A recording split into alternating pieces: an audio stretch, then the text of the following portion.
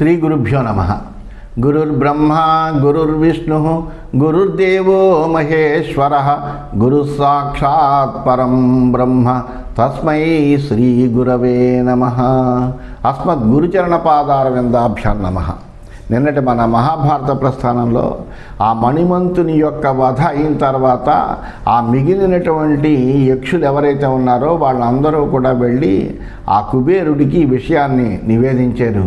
వెంటనే కుబేరుడు తన రథాన్ని సిద్ధం చేసుకుని మొత్తం అందరూ కూడా అనేక మంది వేల కొద్ది యక్షులు వీళ్ళందరూ కూడా తోడు రాగా ఆ భీమసేనుడిని ఆ ఒక మానవ మాత్రుడి చేత ఇంతమంది చంపబడ్డారా అని తెలుసుకున్నటువంటి వాడై క్రోధంతో అక్కడికి బయలుదేరాడు. ఆ గంధమాదన పర్వత శిఖరం మీదకి అక్కడికి బయలుదేరేటప్పటికి ఆ వస్తున్నటువంటి కుబేరుణ్ణి ధర్మరాజు నకుల సహదేవులు అందరూ కూడా చూశారు.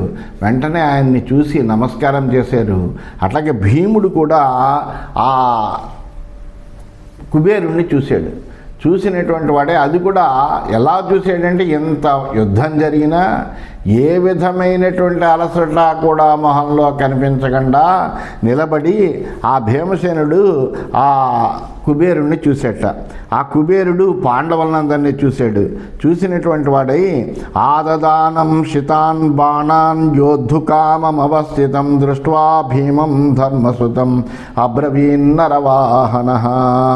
వాడి అయినటువంటి బాణాలతోటి యుద్ధానికి ఇంకా యుద్ధం చేయడానికి సిద్ధంగా ఉన్నటువంటి భీమసేనుడిని చూశాడు కుబేరుడు. చూసినటువంటి వాడై అప్పుడు ఆ కుబేరుడు ధర్మరాజుతోటి ఈ విధంగా అంటున్నాడు ప్రసన్నంగా, విదుస్వాం సర్వభూతాని పార్థభూతహితే రతం నిర్భయశ్చాపి శైలాగ్రే వసత్వం భ్రాతృభిః సహ. ఓ కుంతి కుమారా, ప్రాణులన్నీ రామంటాయంటే నువ్వు సర్వభూత దయ కలిగినటువంటి వాడుగా అంటాయి. ఎందుకంటే నీవు ఎందు ధర్మము ప్రతిష్టాపనమై ఉన్నది. ధర్మానికి ఒక రూపము ఎలా ఉంటుందో నిన్ను చూసి తెలుసుకోవాలని అందరూ చెబుతారు. అంత ధర్మమూర్తిమైనటువంటి వాడు నువ్వు. ప్రాణులందరికీ కూడా చాలా హితపరుడు అని అంటారు. అందువల్ల నువ్వు సోదరులతోటి కలిసి ఏమి భయం లేకుండా ఈ కొండ శిఖరం మీద హాయిగా ఉండవయ్యా అని చెప్పాడు.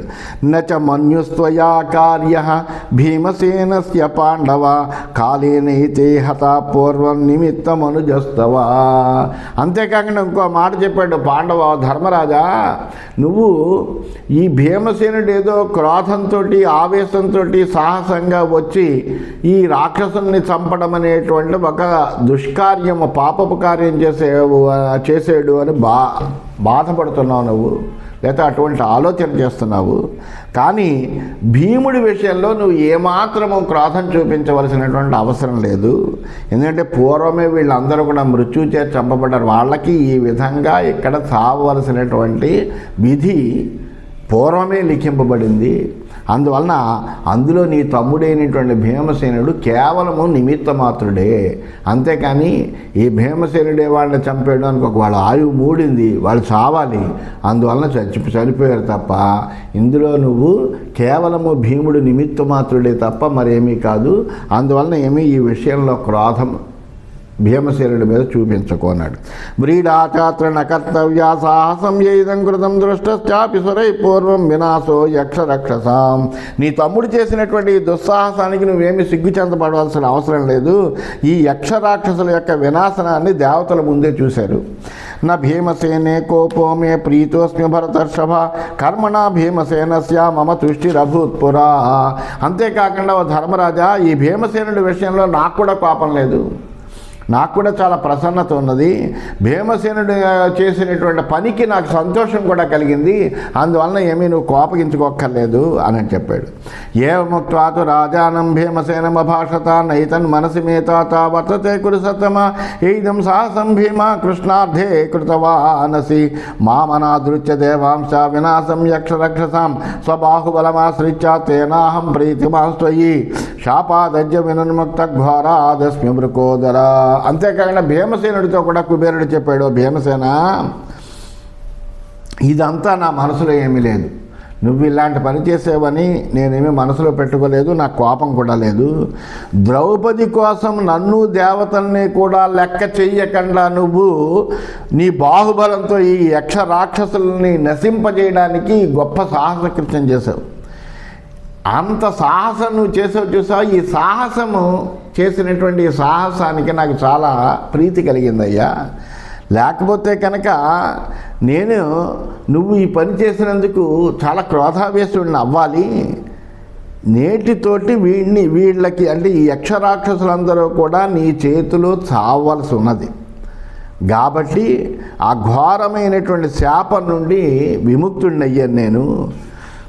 అహం పూర్వం అగస్త్యేన క్రుద్ధేన పరమర్షిణ శప్తోపరాధే కస్మిశ్చిత్ తస్యేషా నిష్కృతి కృత దృష్టో హి మమ సంక్లేశ పురా పాండవనందన నతమాత్రాపరాధోస్తి కథంచిదపి పాండవ. పూర్వం నేను ఒక అపరాధం చేశాను.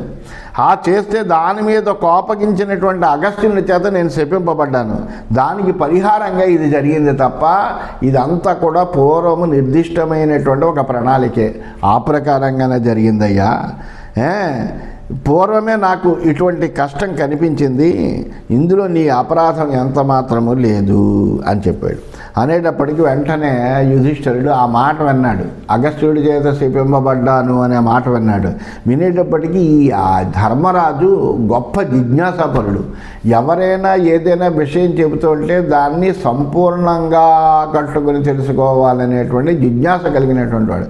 వెంటనే ప్రశ్నిస్తున్నాడు, కథం చెప్తోసి భగవన్ అగస్త్యేన మహాత్మన శ్రోతుమిచ్చామ్యహం దేవా తవైతచ్ఛాపకారణం. అప్పుడు ఆ ధర్మరాజు అడుగుతున్నాడు, భగవాన్ కుబేరా, మహాత్ముడైన అగస్త్యుడి చేత నువ్వు ఎలా శపింపబడ్డావయ్యా? నీ శాపానికి కారణం నేను వినాలనుకుంటున్నానయ్యా, అది కాస్త వివరంగా చెప్పవలసిందన్నాడు. ఇదంచ ఆశ్చర్యభూతం మే యత్ క్రోధాత్తస్య ధీమత తదైవ త్వం న నిర్దగ్ధ సబల సపదానుగ. బుద్ధిమంతుడైనటువంటి అగస్త్యుడి యొక్క కోపం అంటే నువ్వేంటి, నీ సైన్యమేంటి, ఏదైనా కానీ తగలపెట్టగలిగినటువంటి సమర్థుడైన అటువంటిది అలాంటిది ఏమీ చేయకుండా కేవలము శపించి వదిలేసేయడం అంటున్నావు. ఇది అసలు నాకు చాలా ఆశ్చర్యంగా ఉంది. అగస్త్యుడు అంటే మహిమాన గొప్ప ప్రభావం కలిగినటువంటి వాడు అని ఆ ధర్మరాజు అన్నాడు. అంటే అప్పుడు కుబేరుడు చెబుతున్నాడు, దేవతానాం అభూన్మంత్ర కుశవత్యాం నరేశ్వర మృతస్తత్రాహమగమం మహాపద్మశతైస్త్రిభవే. ధనేశ్వరుడైనటువంటి కుబేరుడు ఈ విధంగా చెబుతున్నాడు, ఓ రాజా, కుశపతి అనేటువంటి ఒక ప్రదేశం ఉన్నది. ఆ ప్రదేశంలో దేవతలందరూ కూడా ఒక చిన్న కార్యక్రమం చేశారు. అందరూ కలిసి అక్కడ ఒక సమాలోచన కార్యక్రమం జరిగింది. వాళ్ళ కోరికను నేను మన్నించి నేను 300 మహాపద్మ నిధులతో అంటే యక్షులతో అన్నమాట, అటువంటి యక్షులతో కలిసి నేను కూడా అక్కడికి వెళ్ళడం జరిగింది. యక్షాణం ఘోర రూపాణం వివిధ. యక్షులంటే ఎలా ఉంటారు? ఘోరమైనటువంటి రూపం, పెద్ద పెద్ద మహా అతికాయులు వాళ్ళు. అందువలన పెద్ద శరీరాలు కలిగి వాళ్ళు ఎప్పుడూ ఆయుధాలను ధరించి ఉంటారు. అందువలన యక్షాణం ఘోర రూపాణం వివిధాయుధారిణం అధ్వని అహం అధాపస్యం అగస్త్యం ఋషి సత్తమం ఉగ్రం తపస్తప్యమానం యమునా తీరం ఆశ్రితం నానాపక్షిగణాకీర్ణం పుష్పితద్రమశోభనం. అలా వెడుతూ భయంకరమైనటువంటి ఆకారాలతో వీళ్ళు అనేక రకాలైన ఆయుధాలు ధరించినటువంటి యక్షుల యొక్క మార్గంలో ఆ ఋషిశ్రేష్ఠుడైనటువంటి అగస్త్యుడిని చూశాను నేను. అనేక రకాలైనటువంటి పక్షుల సమూహాలతో పూసినటువంటి చెట్లతోటి అలరారైనటువంటి ఒక యమునా నది తీరంలో కఠినమైనటువంటి తపస్సు చేస్తున్నాడు అక్కడ అగస్త్యుడు యమునా నది తీరంలో. తం ఊర్ధ్వబాహం దృష్ట్వైవ సూర్యస్యాభిముఖే స్థితం తేజోరాశిం దీప్యమానం హుత ఆసనమివ ఈధితం. ఎలా ఉన్నాడు అంటే ఒక అగ్నిశిఖలా ఉన్నాడు. అంత ప్రకాశంగా ఉన్నాడు. కాంతి ముద్ద, ఒక గొప్ప తేజపుంజం ఎలా ఉంటుందో అలా ఉన్నాడు. అతడు కూడా పైగా ఎలా ఉన్నాడు, ఊర్ధ్వబాహువయ్యి చేతులు రెండు పైకెట్టి ఆయన తపస్సు చేస్తున్నాడు. సూర్యుడికి ఎదురుగుండా నిలబడి చేతులు పైకెత్తి తపస్సు చేస్తూ ఉన్నాడు. అలా నుంచునేటప్పుడు అగస్త్యుడు పెద్ద కాంతి పుంజం ఇలా ఉన్నదా అన్నట్టుగా ఉంది. అలా ఉన్నటువంటి వాడిని అతన్ని చూస్తూనే రాక్షాదిపి శ్రీమాన్ మణిమాన్ నామ మే సఖా మౌర్ఖ్యాద్ అజ్ఞాన భావాచ్చ దర్పాన్ మోహాచ్చ పార్థివ న్యష్ఠీవద్ ఆకాశగతో మహర్షేస్తస్య మూర్ధని న కోపాన్ మాం ఉవాచేదం దిశ సర్వా దహన్నివా. అయితే ఈ వచ్చేటువంటి యక్షుల్లో నా స్నేహితుడైనటువంటి వాడు, రాక్షసరాజు అయినటువంటి వాడు మణిమంతుడు కూడా ఉన్నాడు. ఈ మణిమంతుడు గర్వం ఎక్కువ, పరాక్రమం గలవాడినని. అందువల్ల ఈ మూర్ఖత్వం చేత అజ్ఞానంతో, గర్వంతో, మోహంతో ఉన్నటువంటి వాడై ఆకాశంలో ఉండి కింద ఉన్నటువంటి మహర్షి మీద పడేటట్టుగా ఉమ్మి వేశాడు. ఆ మహర్షి కోపగించి 10 దిక్కులు తగలబెడుతున్నట్టుండి నాతో ఈ విధంగా అన్నాడు, మాం అవజ్ఞాయ దుష్టాత్మ యస్మాదేషా సఖాతవ దర్శనం కృతవానేతం పశ్యతస్తే ధనేశ్వర తస్మాత్ సహైభి సైన్యేస్తే వధం ప్రాప్స్యత మానుషాత్ త్వంచాపి ఏభిర్హతై సైన్యై క్లేశం ప్రాప్యేహ దుర్మతే తమేవ మానుషం దృష్ట్వా కిల్బిషాత్ విప్రమోక్షసే అని శపించాడు. నువ్వు చూస్తూ ఉండగానే ఓ కుబేరా, ఆ అగస్త్యుడు చెప్తున్నాడు, ఓ కుబేరా నువ్వు చూస్తూ ఉండగా నీ మిత్రుడైనటువంటి దుష్టబుద్ధి అయినటువంటి ఈ మణిమంతుడు నన్ను అవమానించి తిరస్కారాన్ని ప్రదర్శించాడు. కాబట్టి సైన్యంతో కలిసినటువంటి వాడై ఈ మణిమంతుడు ఒక్క మానవుడి చేతిలో చావును పొందుతాడు. నువ్వు కూడా ఈ చంపబడినటువంటి ఈ సైన్యాల వల్ల మనస్సు వికలమవుతుంది. వికలమైనటువంటి వాడే ఆ మానవుడిని నువ్వు చూస్తావు. చూసిన తర్వాత నీకు ఈ పాపం పోతుంది, అప్పుడు పాప విముక్తుడు అవుతావు నువ్వు అని కుబేరుని శపించాడు. సైన్యానాంతు తవైతేషాం పుత్రపౌత్ర బలాన్వితం న శాపం ప్రాప్యతే ఘోరం తత్తవాజ్ఞాం కరిష్యతి. నీ ఆజ్ఞను పాలించేటువంటి ఈ సైన్యాలు ఏవైతే ఉన్నాయో వీళ్ళ ఈ సైన్యం యొక్క పుత్ర పౌత్ర బలగాలకు ఈ ఘోరమైనటువంటి శాపమేమీ కలగదు. అంటే వీళ్ళ తర్వాత సంతానంలో కానీ మరొకళ్ళకి కానీ ఇటువంటి బాధ ఏం కలగదు. అందువలన అంటే వీళ్ళు చేసినటువంటి తప్పు వల్ల ఈ సైన్యంలో ఉండేటువంటి మిగిలినటువంటి వాళ్ళకేమీ ఇటువంటిది కలగదు అని చెప్పాడు. ఏష శాపో మయా ప్రాప్త ప్రాక్తస్మా దృశ్య సత్తమా స భీమేన మహారాజా భ్రాత్రా తవ విమోక్షిత. అల్లాగా ఋషిశ్రేష్ఠుడైనటువంటి అగస్త్యుల వల్ల నేను శాపం పొందానయ్యా.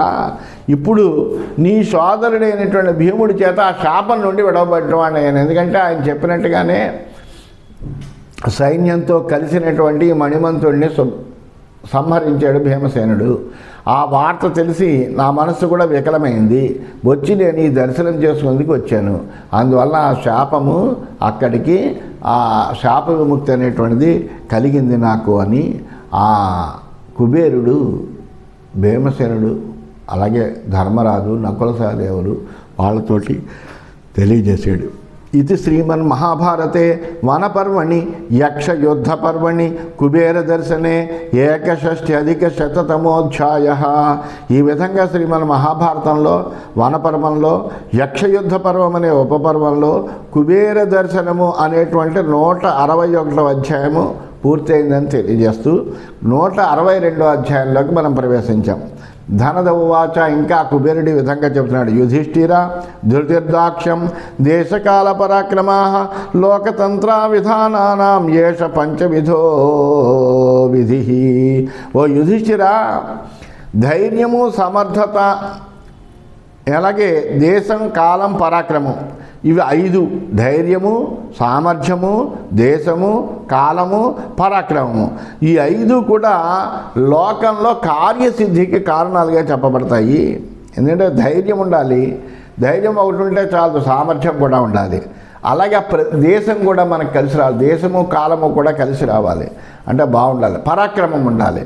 ఇవి కార్యసిద్ధికి కారణాలయ్యా. ధృతిమంతశ్చ దక్షాశ్చ స్వే స్వే కర్మణి భారత పరాక్రమ విధాన జ్ఞానరా కృతయుగే భవన్. ఈ కృతయుగంలో పూర్వం కృతయుగంలో మానవులందరూ కూడా చాలా ధైర్యవంతులు, అంతేకాకుండా వాళ్ళు తమ పనుల్లో దాన్నే కృతయుగాన్ని సత్యయుగం అని కూడా అంటారు. అప్పుడు అధర్మానికి అసలు తావు లేదు.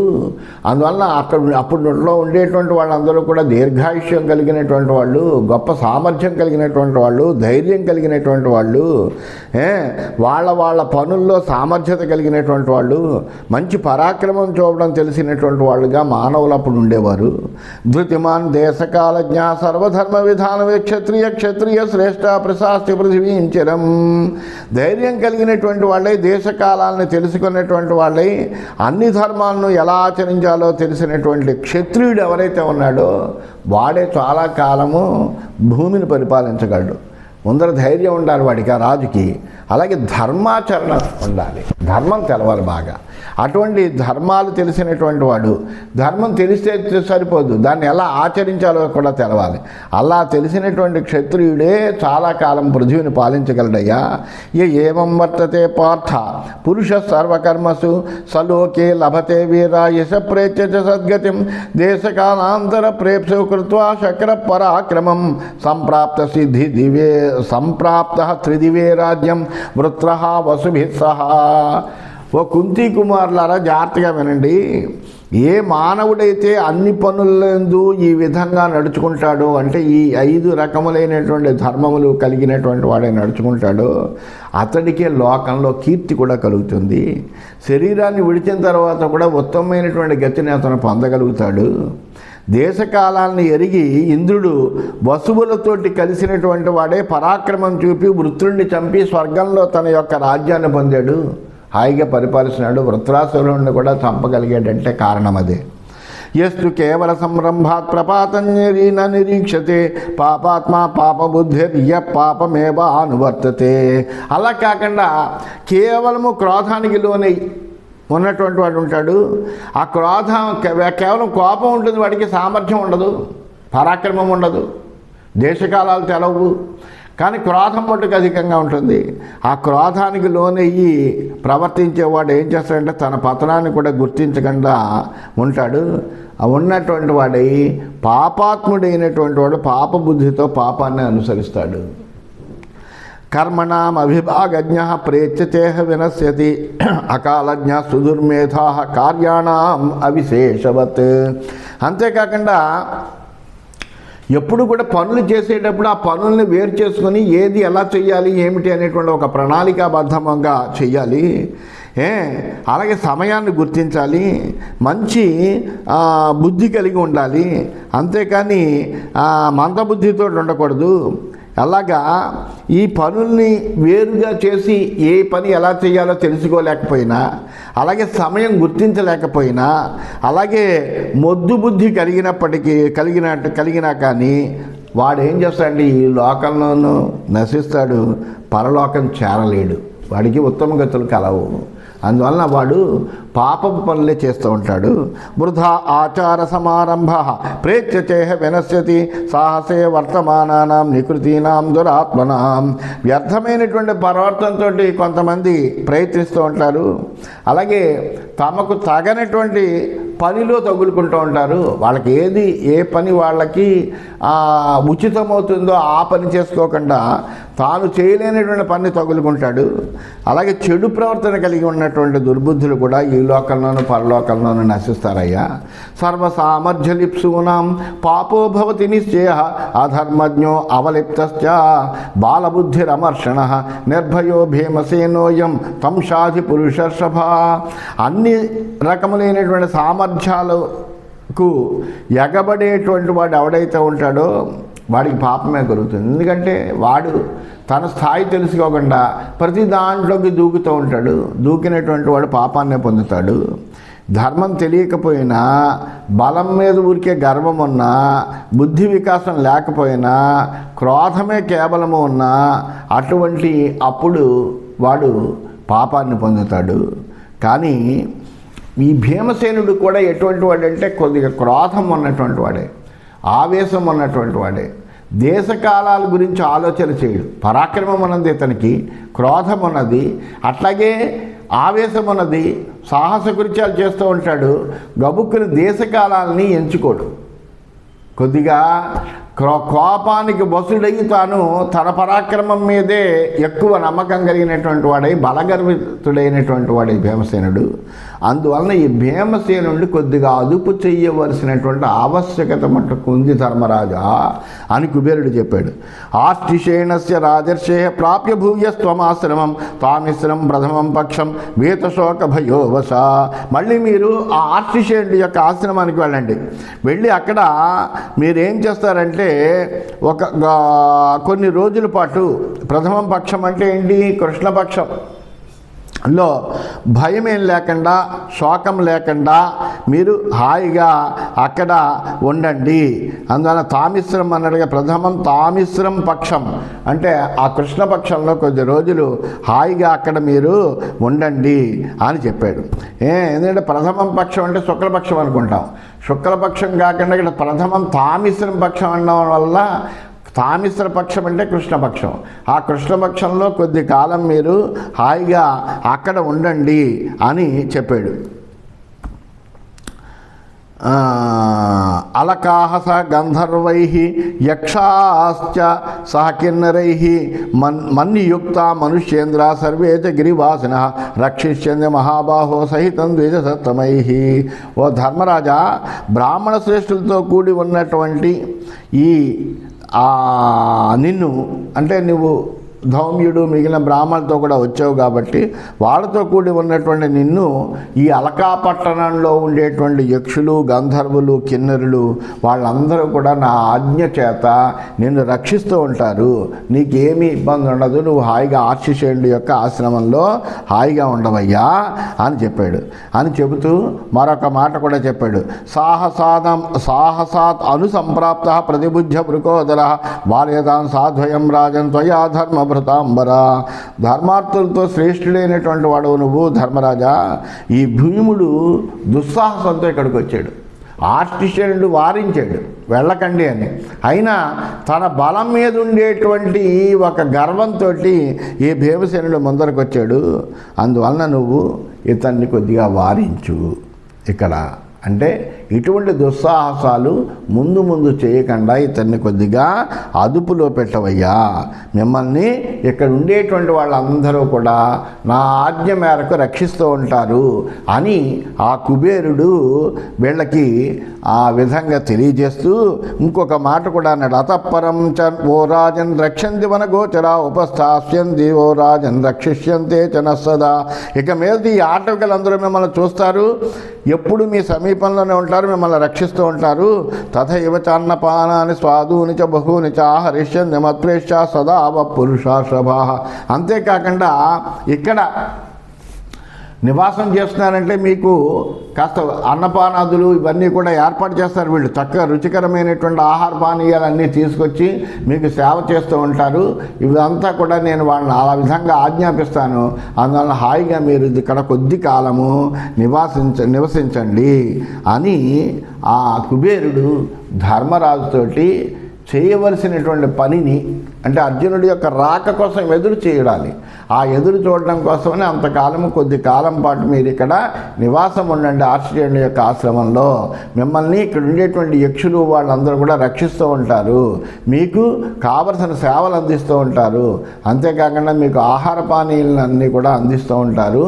అంతేగాని దుస్సాహసం చేయొద్దని భీముని మటుకు కొద్దిగా వారించు అని ఈ విధంగా కుబేరుడు అన్ని రకములుగా ఉండవలసినటువంటి విధానాన్ని ధర్మరాజుకి తెలియజేసాడని తెలియజేస్తూ స్వస్తి.